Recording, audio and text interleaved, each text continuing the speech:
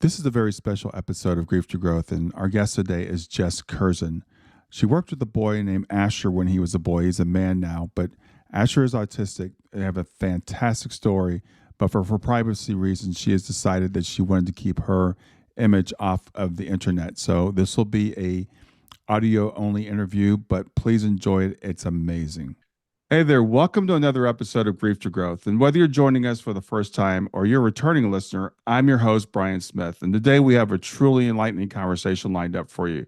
I don't get to read the books of all the guests I have on, but I did read this book because it's fascinating. So joining us today is Jes Kerzen. And Jes is a retired teacher whose journey transcends the conventional classroom. Her real education began not with textbooks and tests, but with a remarkable encounter with Asher. And Asher was a 6-year-old autistic boy when he became her teacher, her guide, and Asher is now the co-author of her transformative book. It's called A Mind Beyond Words. Their story delves into pre-life agreements, spiritual dimensions, and the profound lessons that can come from the most unexpected teachers. All the things we love to talk about here on Grief to Growth. Through her experiences documented on her platform, Asher Tree, which is ashertree.com, Jes explores realms beyond our ordinary perceptions. She shares insights that challenge our understanding of reality and what it truly means to learn and grow. Today, she's here to take us on a journey that promises to expand our minds and to touch our souls. So, as we explore the depths of human and spiritual connections, remember to join us at grieftogrowth.com/community to continue the conversation there. So, with that, let's welcome Jes to the show. Hello, Brian, and thank you so much for inviting me to your show and for that amazing introduction. That's really appreciated. Well, thank you for your amazing book and the amazing work that you've done in the field of human potential and who we are. So, I do want to let people know before we get started that we decided not to show your image in the interview, and that's to protect the privacy of Asher, who's a very private young man. So, I am looking at you. You're a lovely woman, and I thank you for being here today. Yes, I appreciate that. Thank you. It's very good. So, tell us how you encountered Asher in the first place. How did you guys meet?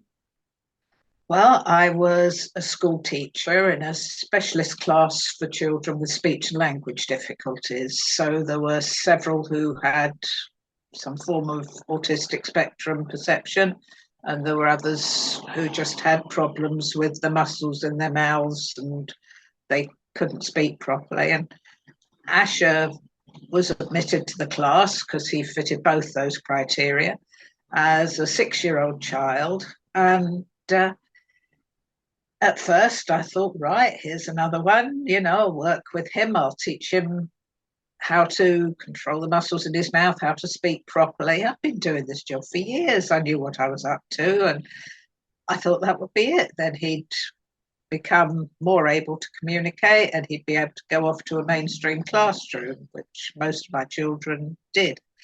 And after I'd been teaching that particular class for a few weeks, I felt things were going a bit strange and I couldn't really follow what was happening in my classroom, but I didn't seem to have a control of the class.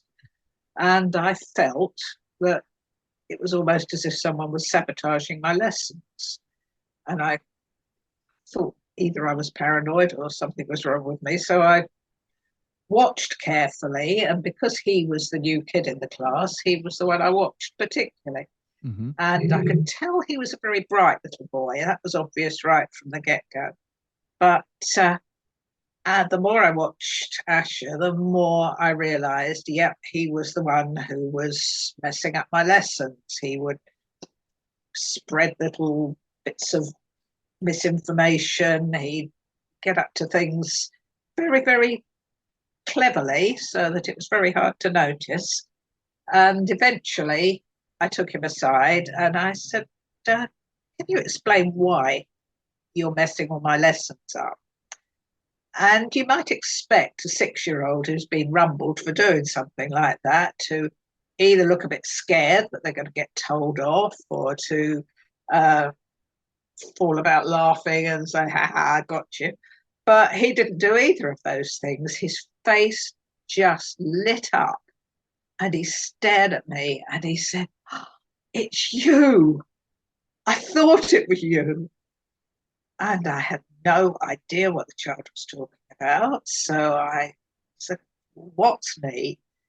And then he explained to me the best he could, given his limited language, that he'd been he'd planned these tests, as he called them, and he'd been trying them out on adults in his life since he was 3 or 4. And he'd been looking for a special person, somebody who would figure out what was going on, figure out what he was doing. And when he found that person, he'd have solved his problem. So I said, "Okay, so I passed your tests. So, now what?" And he said, "We made a deal. We made a deal that you'd be my helper." And I said, "Well, you've only recently come to the class. I don't remember making any deals with you." And he said, "No, before I was born," as if that was the most obvious thing in the world. And I believed him, Brian. I actually thought, this kid is not messing me about. He does remember something that we did before he was born. And from that moment on, I watched that child very, very carefully. And thank goodness I did. So, yeah, there was no punishment. There was no telling off. It was just a meeting of souls, I suppose. So, did you believe in pre-birth planning before this moment? I hadn't really given it a lot of thought, to be honest. I'd Hmm. certainly believed there was more to life than just, living for however many years and then pushing up daisies. I thought there was definitely something going on. I vaguely thought reincarnation was quite likely. And I was curious. I was prepared to believe it. So, yeah. Yeah. So, how did things go with Asher? You taught him, but typically you would teach a child for a year, I assume, and then they move on to the next class or next teacher or whatever. So, how did you maintain this relationship for so long? Oh, that's an excellent question. Thank you. Yeah. Yes, normally I would have a child in my class for maximum of 3 or 4 years before they were ready to go back to mainstream. But Hmm. uh, very sadly, in Asher's case, something happened to change all that. He was 8 years old, I think, so a couple of years after he joined the class. And he was making very good progress with his speech, and it was looking likely that he'd be moving to a mainstream school soon. But very sadly, his mother phoned me one day and said she'd just been for some tests and she had cancer and it was terminal and she only had a few months to live. And so the first thing she said was, "I know you've been thinking about maybe moving Asher onto a different classroom, but this isn't the time." And I agreed with her completely and Hmm. spoke to my head teacher, and we agreed that he needed all the stability he could possibly have. And so over the next few months, I helped where I could. I'd actually become quite a close friend of Asher's mum. She was a lovely, lovely lady, Nina. And we had become quite good friends. And so I said, "Well, if you want me to take the kids out at weekends so that you and your partner can have some time together, or if you want me to stay in the house with you, look after you while your husband takes the children out and starts, bonding with them as life's going to be in the future." We did all those things. And I also got some one-to-one time with Asher. My lovely head teacher offered to read the class stories once a week so that I had some one-to-one time to, just talk things through and help him as best I could. Hmm. And then, right at the very end of her life, when she was in a hospice, I got a call from Nina's husband saying, "She's asking to speak to you. Can you go there after work today?" And so I rushed off as soon as work had finished, got to the hospice, and she was sitting up in bed. She was coherent. She knew she only had a few days to go, but she wanted to talk to me. and she had two things to tell me. The first was she wanted me to get Asher to go and visit her because he'd been avoiding doing that. He just found it too painful, too difficult. And she said, can you ask him just to come in and say goodbye? Because if he doesn't, he's going to feel really bad afterwards. And I don't want him to carry that burden of guilt. So this wasn't for her sake, this was for her child's sake. Mm-hmm. And that was very typical of her. And the second thing she said, welling up now, the second thing she said was, it's a lot to ask, but you understand Asher, you've taught him for years, you and he seem to have a very special bond.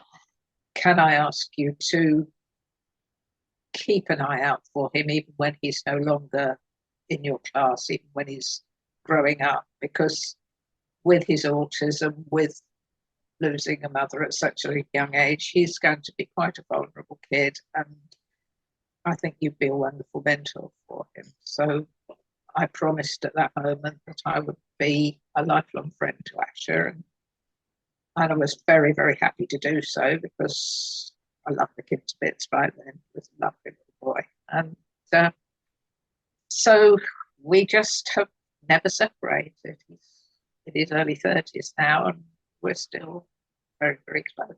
That's awesome.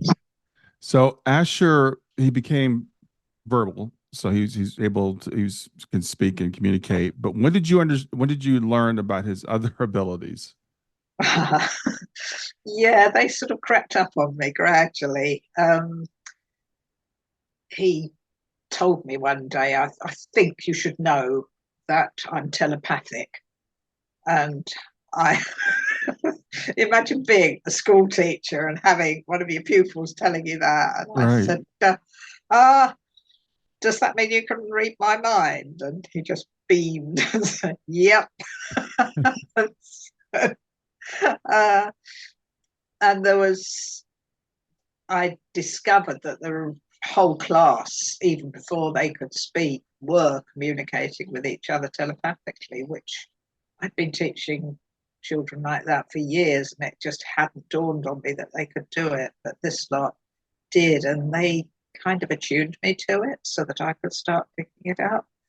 And I didn't use it very much with Asher. He said afterwards that he didn't really want to focus on the telepathy at that stage because he wanted to move from telepathy, which was his first language, that was how he put it, to speaking and being able to use his voice because that's what everybody else did and it would make life easier for him.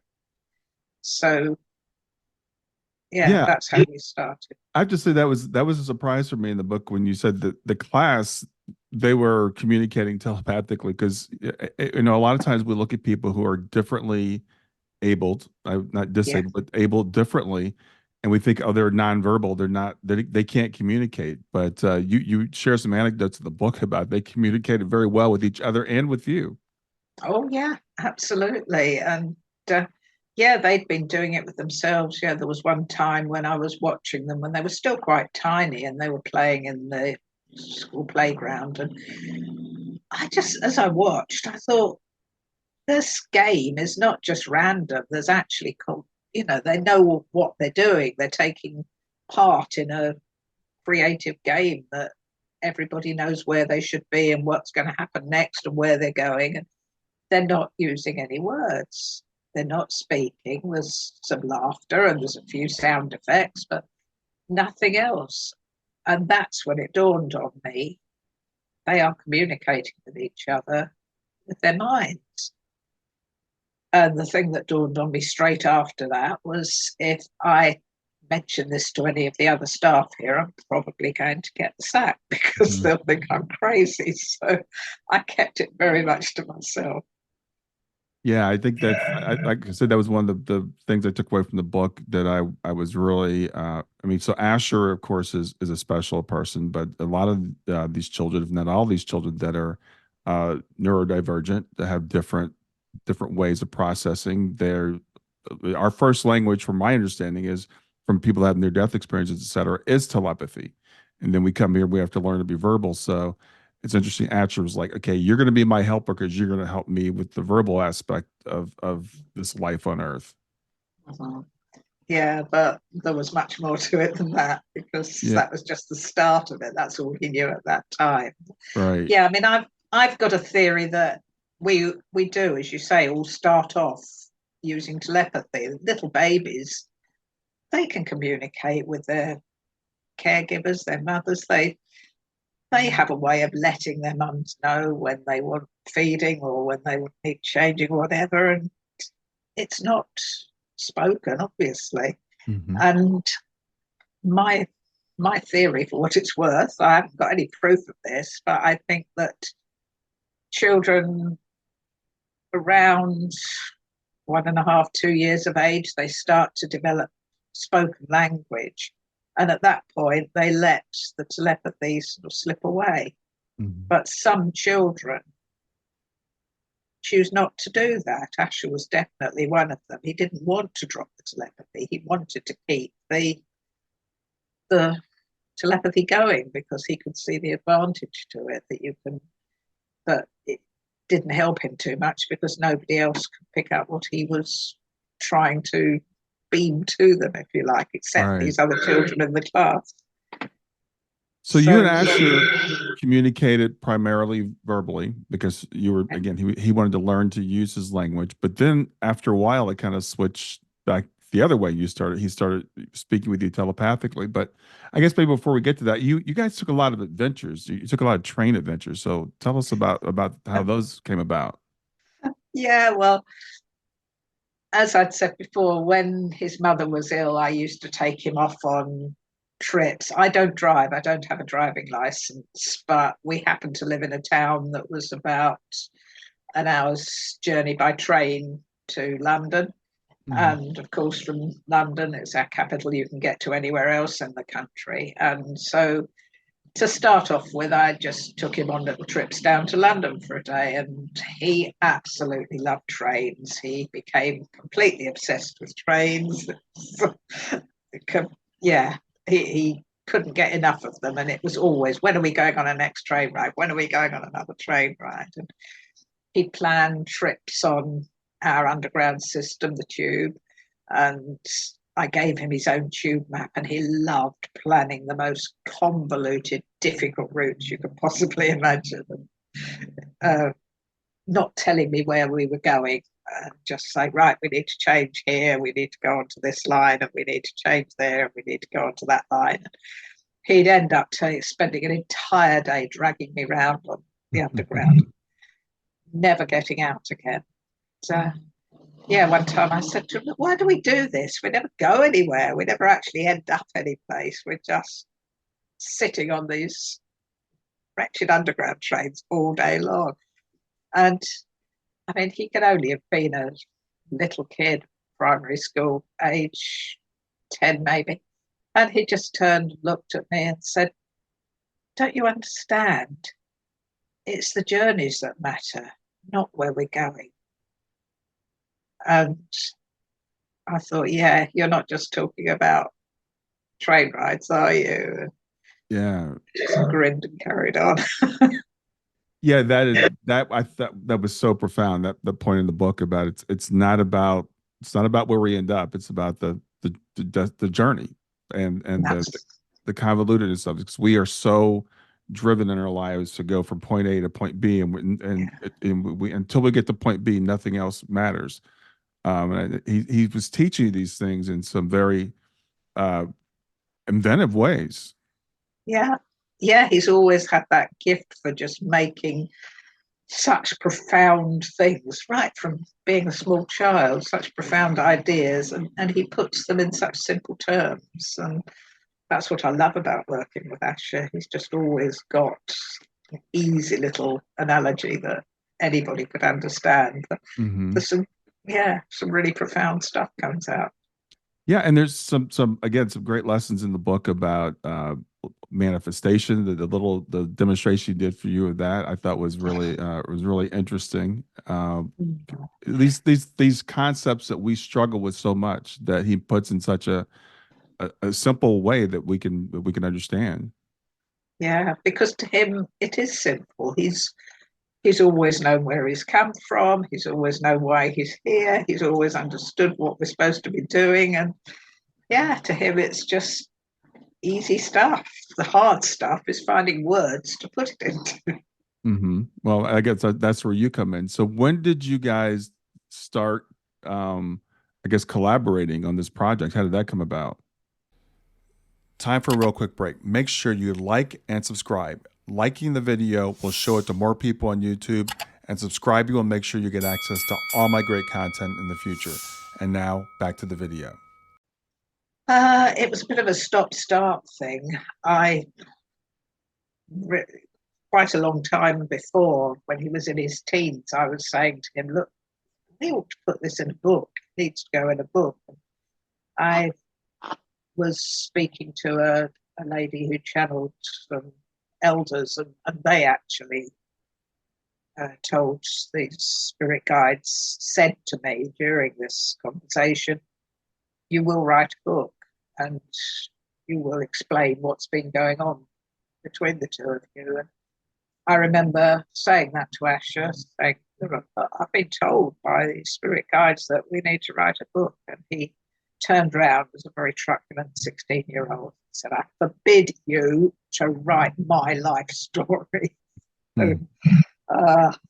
Okay, so step back, but I kept making notes. I kept keeping records. I've got a huge file on my computer. And then when he was an adult, when he was in his 20s, we stopped working verbally. His choice. He did not want to write emails. He didn't want to speak. He didn't want to have that sort of communication with me. It still won't. But he started talking to me telepathically. And once I'd mastered that, once I could actually respond to him and we could have a two-way conversation purely through our minds, he then said, "You're right, it does need to go in a book." And now I don't have to search around for the words, then that's your job. So I'll put thoughts into your mind and you can wordize them. That's the thing that came through, to wordize them. So that was my job. Yeah, it's really interesting. There's a concept in the book that I really hadn't heard before. Because as you said, you don't communicate with Asher verbally anymore. It sounds like very, very rarely, I guess you text or an email or something, but you guys don't communicate on a regular basis the way that we would communicate, but you're communicating telepathic. And you talk about you're communicating with his telepathic self. Is that, if I remember the phrase correctly, is that right? Yeah, yeah. Well, I didn't know what else to call it, really. Yeah. I suppose it's a spiritual self, but he has, I think the medical term is dissociated. And, that's supposed to be a pathology, but he's got these two aspects to him. There's the ordinary, everyday, physical bloke who he's got a job, he goes to work each day and he comes home and he sits in his room. And as far as I know, that's it. He doesn't seem to go anywhere. He doesn't seem to mix with people. He does communicate to me by text once a week. I'll say, "Hi, how was your week?" And I'll get, "Fine." "Are you okay?" "Yes." But it's only ever a single word. Wow. Yeah, so I still write him little texts, but I don't get a response to anything apart from just one word a week to let you know he's still there, basically, in the physical. But every evening almost, we have these long, convoluted, wonderful discussions about metaphysics and what he sees in what he calls the realms, this dimension that he's able to travel out of body and move into. And it's pretty magical. Yeah, I think that's really interesting because it even you describe how how the telepathy works, how you guys kind of, I guess, meet in a space that it's not a physical space. It's hard for us in our language because we think of things in space and time, and these Mm. are things not limited by space or time. But you're communicating with, as you call him again, his telepathic self, that he's, I guess, dissociated with, and just Asher lives his physical life here. But it's kind of like I'll let that part handle the books and stuff. Yeah. And he won't let the two sides mix. If I'll send him a text saying, hey, we sold so many books last week. Mm-hmm. Not interested, doesn't want to know. In fact, I'm not even sure that physically he's read the book, Oh wow, wow.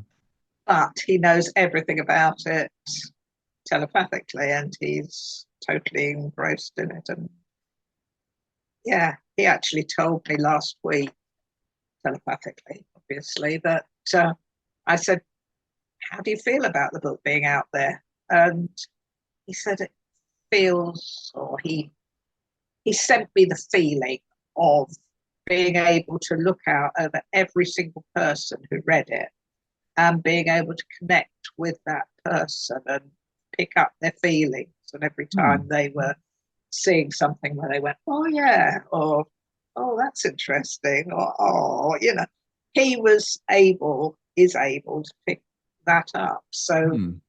that's the level at which he's responding to having a book out there, which is quite magical. Yeah. So, yeah, that's really interesting. I'm just kind of even picture this because again, never really heard of anything quite like this where, the physical Asher is disassociated from the telepathic or the spiritual aspect of him that's doing this work of getting this book out and everything. And it's like the other part is kind of like, okay, well, you go live your life and just live like a regular guy, and I'll handle this. So that was Yeah, a new concept to me that it was one of those aha moments for me.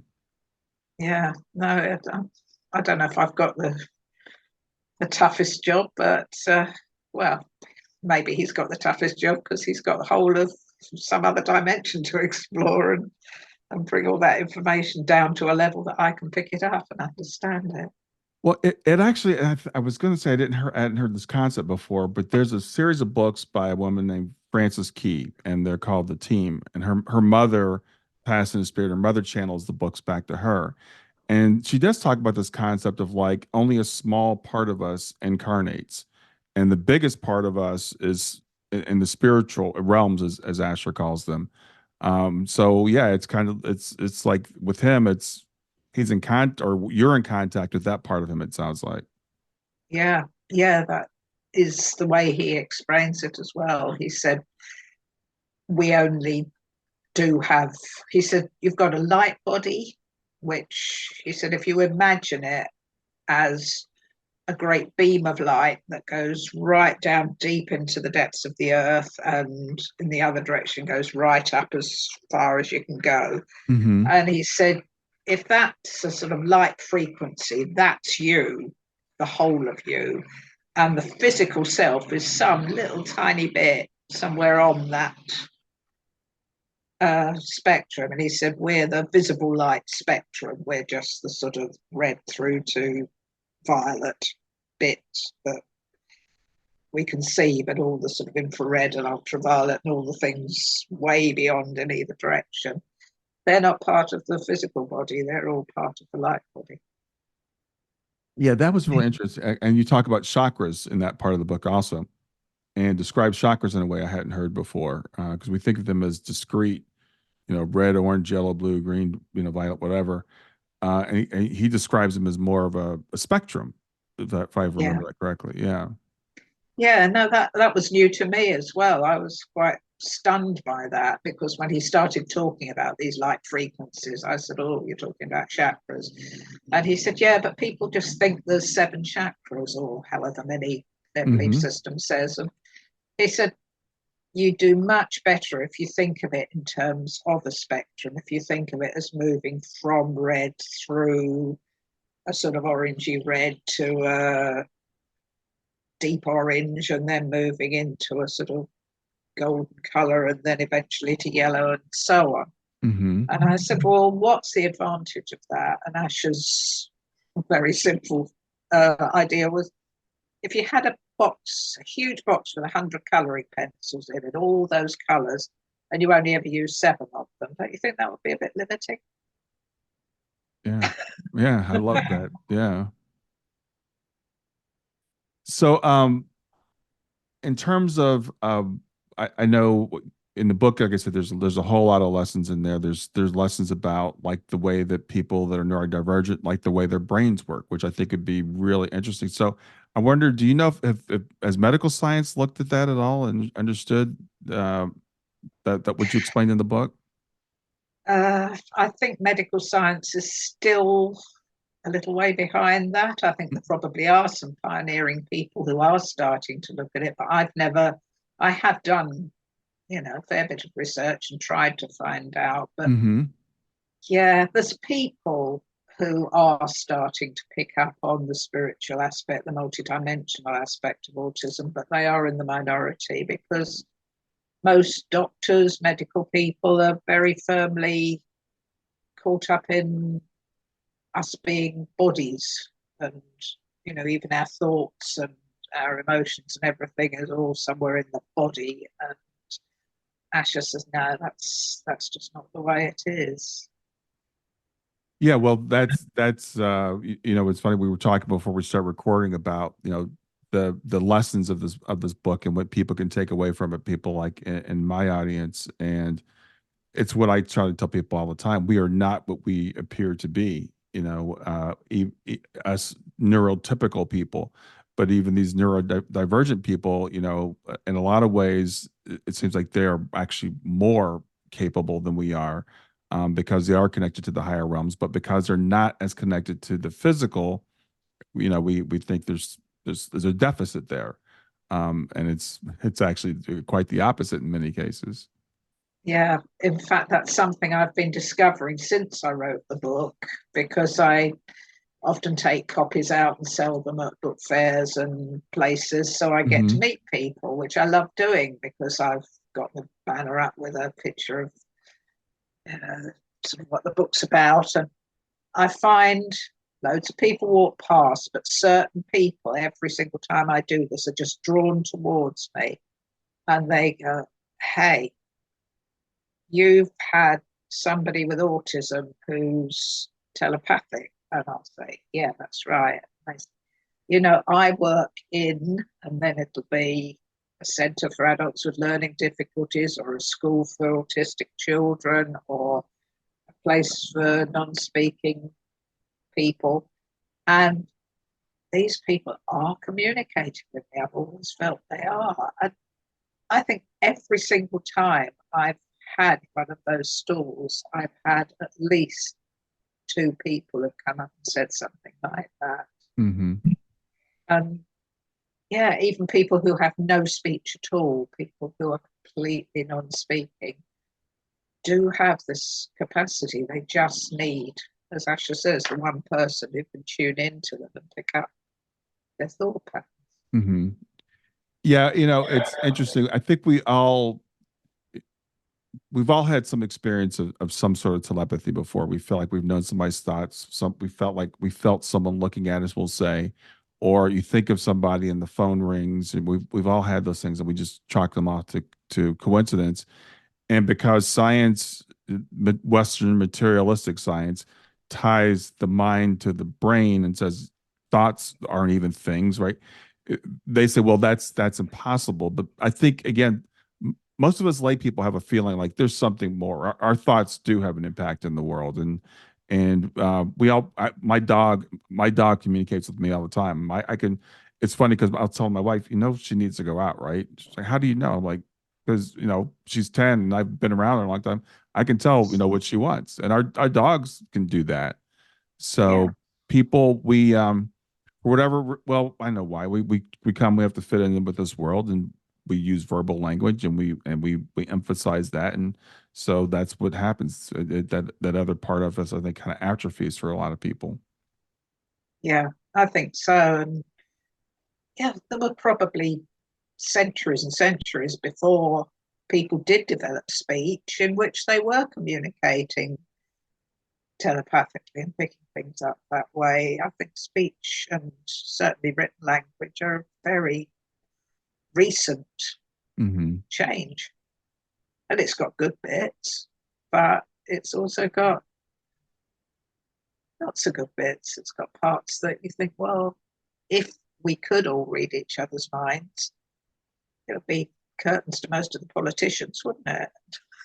Yeah, it would be interesting. It would be very, yeah, but there's so many misunderstandings that come from verbal communication. Yeah, yeah, We we say one thing and the other person hears another thing, and we can't communicate feelings very well through words. So there's definitely some limitations. And this is something where, and I've heard a lot of people say this, we can all develop these abilities. We all have them. They may be latent, but we can develop them if we work on them.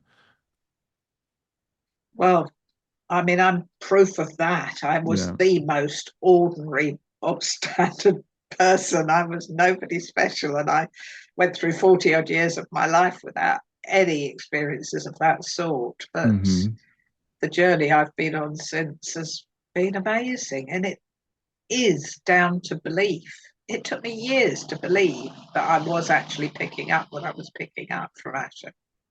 It makes it sound easy when I said, "Oh, I've written this book called The Mind Beyond Words, and it tells you, all about these wonderful conversations we have." But Mm-hmm. actually, I spent a huge part of that time thinking, well, I felt like I got this message from him, but it's just wishful thinking, isn't it? I can't. Right, right. Well, I think that again, we all kind of doubt ourselves in that way. I know a lot of people who are mediums, for example, and I talk to people across the veil. And when you just go through mediumship training, I've done a little bit of it. When I do get something right ahead, I'm like, well, that was just my imagination, or that was just a good guess. And so for you with Asher, again, I think it's really important we bring this point forward. It's not like one day you just said, okay, Asher, we're going to sit down and write this book together. It took years for you to develop this, and Yeah, not maybe not develop it, but to believe in it, to trust it. yeah, yeah. It's the trust that is the hardest bit, and Hmm. I mean, if I'm absolutely honest, I still have times where I think, yeah, I'm not getting this. I'm just not getting anything tonight. And I'm not, and then when we do reconnect, I say, what went wrong? And he said, you were doubting. Yeah, yeah. Well, let's talk. If you could, I'm going to talk about the manifestation part. And I'm not sure if that's the phrase you used in the book. I think it was. But the thing on the train with the water bottle, I thought that was really cool because I struggle with the idea of manifestation. And so explain to people what Asher taught you. Okay, so this was back when Asher was in his teens and we were on one of our many train journeys. And he was trying to explain this whole concept of how everybody was connected, everything was connected, and that we could change our world Hmm. just by the power of intention. And we're sitting on this train ride in one of those seats that has a table in between them, and we're opposite each other. And he'd got a bottle of water, plastic water bottle with him. And he looked down at the table, looked at this water bottle, and said, "Okay, try this." He said, "How could you move this bottle of water across to your side of the table?" And I looked at the water bottle, and this is me being the pupil and him being the teacher, I have to emphasize. Uh, so I looked at the water bottle, and it was nearly full. And I said, "Well, it's too heavy to blow. And this table is bolted to the carriage, so I can't shift it by moving the table." I said, "You're thinking of something along different lines, aren't you?" And he said, "Yeah, it's easy." He said, "Just see it where you want it to be." And I think that was before all the sort of manifestation bestsellers came in. I don't think I'd heard this idea before, but Hmm. see it where you want it to be. So there's both of us sitting there on a train, staring fixedly at the other side of the table, imagining that water bottle having moved from there to there, and me thinking, water bottles do not migrate across tables. This just does not happen. Then a few minutes later, the door of the carriage opened and the guard came in. And I don't know if it's the same on trains in the States, but we have guards who come along and check your tickets sometime during the journey. So the guard came up, asked to see my ticket, and gave it to him, and he checked it. Asked to see Asher's, checked that. He was there seconds, absolute seconds. During that time, for no reason that I could possibly discern, this guard picked up the water bottle and moved it to exactly the spot we'd been looking at, and then walked on to the next people. And I just sat there staring at this water bottle, and Asher had a sort of told you so grin on his face. Yeah, it just blew my mind completely. I spent the rest of that day trying to come to terms with that. And he just carried on as if it was nothing out of the ordinary. Yeah, I love that story, and it really struck me because the lesson that I got from that is like, okay, we think about, again, logical steps. So if I have to make this happen, I could pick it up, I could do this, and I think the lesson was, don't worry about how. That's not really up to you. It's see the outcome. Yeah. And was that the lesson? See the outcome and let life join up the dots. That was Yeah. Asher's way of explaining it. So you have this situation, you want that situation, just focus on what you want to happen, life joins up the dots. And again, if we can believe it, I guess we can do it. Yeah, well, that's the thing is believing it, and I love, like I said, that illustration was so wild because who could envision? No one's going to think, oh, we'll have the guard come in and move the water bottle. No. Oh no, it was totally, it was an incredible day altogether. Because later on in the day, on the trip back from wherever we'd been, I was trying to get him to go to the buffet, and I was trying to encourage him because of his shyness and his autism to sort of do everyday tasks. So I said, okay, we're both starving. You go down to the buffet and buy us a snack and a drink.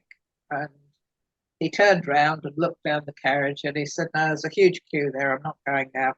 Wait till the queue's. I'll just get rid of the queue, something like that.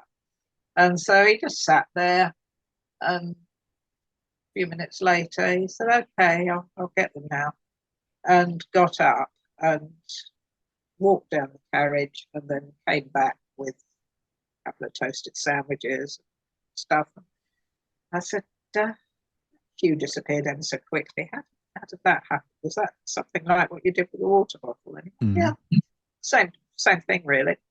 So he could get rid of, and he's told me later on in his life that he still uses that in everyday life. He hates queuing up. He hates being amongst a load of people. So if he's got to go to the post office, say, he will just visualize people moving away, not being around, and then be able to walk straight in there and do what he needs to. So how is your 25-year relationship with Asher and ongoing? How has it changed the way that you view life and the purpose of why we're here and all that stuff? Oh, just completely changed it out of all recognition. I mean, I would never in one lifetime have got the information that I've got without Asher there to show me. It's just been incredible. I firmly believe all the stuff that he's telling me. I have everything he says makes sense, and I feel almost as if I'm remembering it. I didn't know I knew it, but when he'll say, this is how something works, oh yeah, of course it is. That's how something works. So I think other people will probably feel that at some points in the book. There will be things where you think that just feels right at gut level. That feels the way things are. So yeah, it's completely changed my life, enriched it hugely. Just had a sort of very, very different attitude to what I would have had if I carried on the other way. And there are things in your life, like even before you met Asher, just the way you ended up teaching, we call them special needs children here, but the way you ended up teaching those children, that was like or an event or a series of events that happened that to me indicate some sort of plan. Yeah, yeah, I'm sure there was. Asher calls it subtle light navigation system. In Hmm. England, we call GPS the sat nav, satellite navigation, and he calls it subtle light navigation. And he says it's just like GPS. You tell yourself in spirit the kind of things you want to experience in this lifetime, and for some people, it'll be trauma, it'll be difficult things, it'll be loss, it'll be grief, perhaps, it'll be winning the lottery, whatever.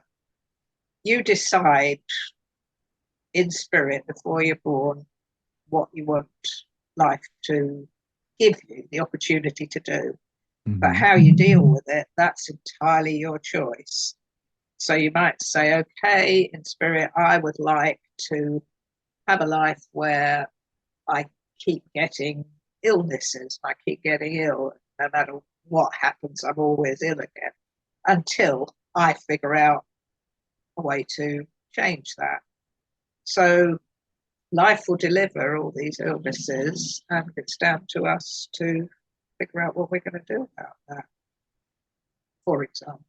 Yeah. Well, and I think about you mentioned Asher's mother's passing, which is as you said, a sad event or a terrible event. But if that hadn't happened, your relationship with Asher, do you think it would have continued? Probably not.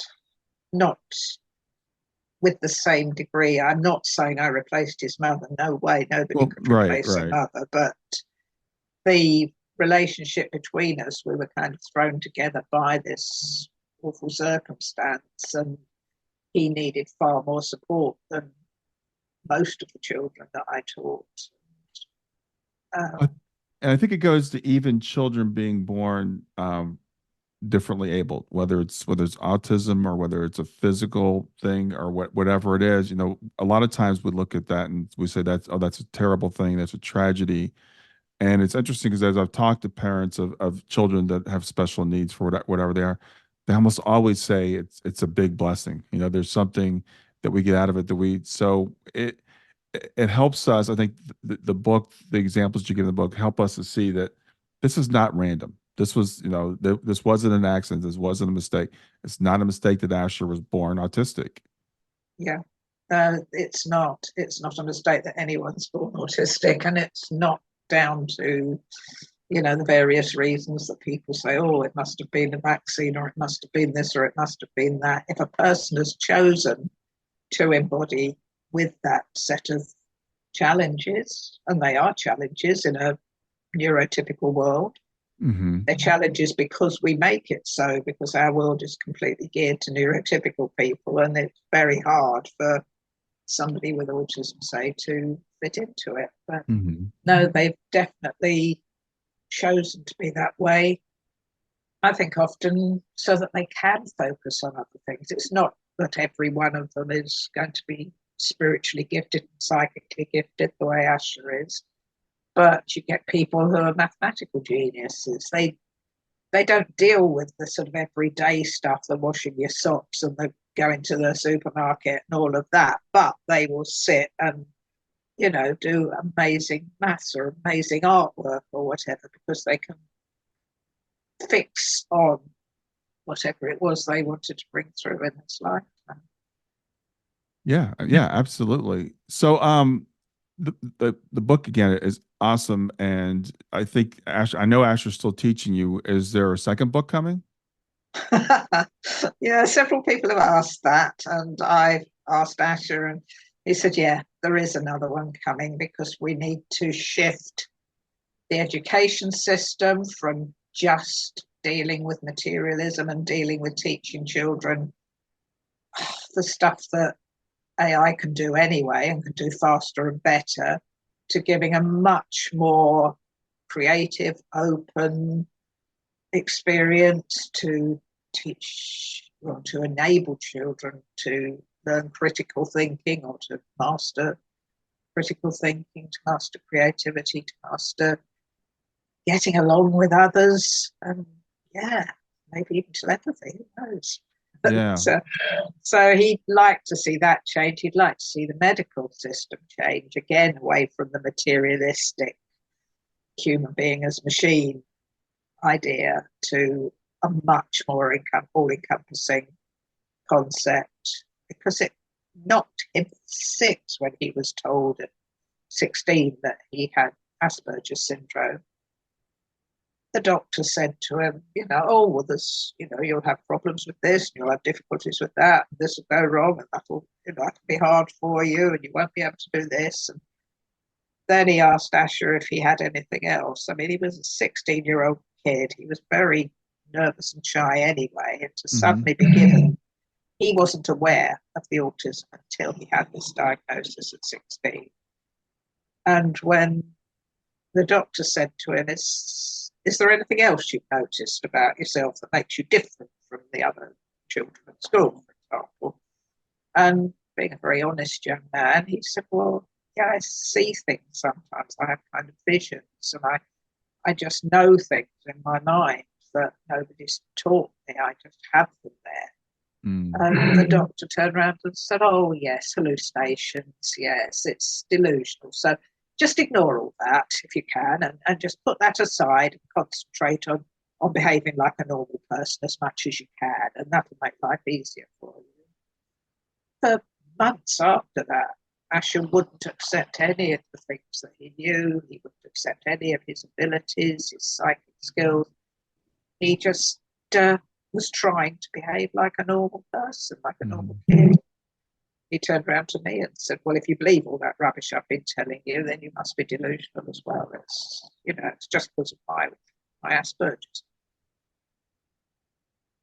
That's a waste. That's heartbreaking. That's really heartbreaking. And I guess and then this is speculation on my part, but I wonder if that's what the physical Asher is doing now, is just wanting to be normal. Just like, I'm going to set this aside. I just want to live a normal life. And it's terrible that we don't allow people to celebrate their differences and realize how much we could learn from people like Asher. Yeah, I know. And it's awful that those people are made to feel like they're second-rate citizens. They don't have what the rest of us have got. They're not as good as us. And it's just such a waste. And he's said to me many times, there are so many like me who just have chosen to ignore all of that stuff and ignore all the things that they know and the things that they suspect, because they're trying so hard to fit in, to mask and be like neurotypical people. It is tragic. It is, and I know. Well, I hear a lot of people saying that more people are coming into the world now with memories, more connection to the other side, to help us, and then we are, again, we're saying, okay, there's something wrong with you. You're delusional. That's impossible. But I do, and I appreciate you putting the book out and you putting yourself out here, because I think I know this message is needed. We need to understand people like Asher, but also people like us, who we are, and that we're not accidents, and we are so much more than we think we are, and our lives are planned, and somebody does care. The universe cares, and these things that happen, a lot of them we plan ourselves because we want to learn these lessons. Yeah. No, I'm certain there is a plan to it all, and I agree there are more and more people who are showing up who are differently ordered, not disordered, and have these ways of being that challenge the stereotype, that challenge this way of thinking.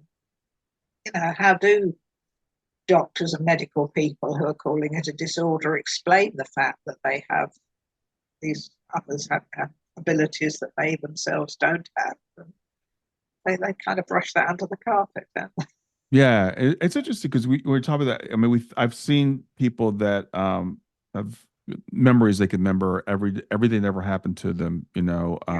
people that can do, like you said, math, people that can play instruments, and we take those people and we elevate them, but we don't, the other people that are able, like Asher with the telepathic, and they could probably teach us some more, because Asher does go to these realms which we didn't really get a chance to talk about, but these other dimensions, and there's a lot to learn there that people that are exploring that could teach us. Yeah, yes, that's right. And I think the more of them we listen to, the more we're going to learn and the more we're going to evolve and reach where they are at. Yeah. Yeah. Well, Jess, thank you so much for doing this today. It's been a pleasure talking to you. Anything else you'd like to share with the audience before we wrap up for today? Oh, I think we've covered so much, haven't we? Yeah, it's been a lovely chat. I've really enjoyed talking to you. And yeah, if people want to find out more, the book's called A Mind Beyond Words by Jes Yeah. Kerzen. And And yeah, the website's ashertree.com. Is that correct? yes, Yeah. that's So right. there's Yeah. information on the website as well.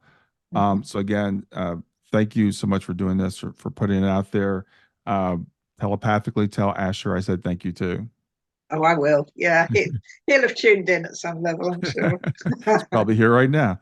All right. Well, Jess, you have a great rest of your day. And you. Thanks so much, Brian. Lovely to talk to you.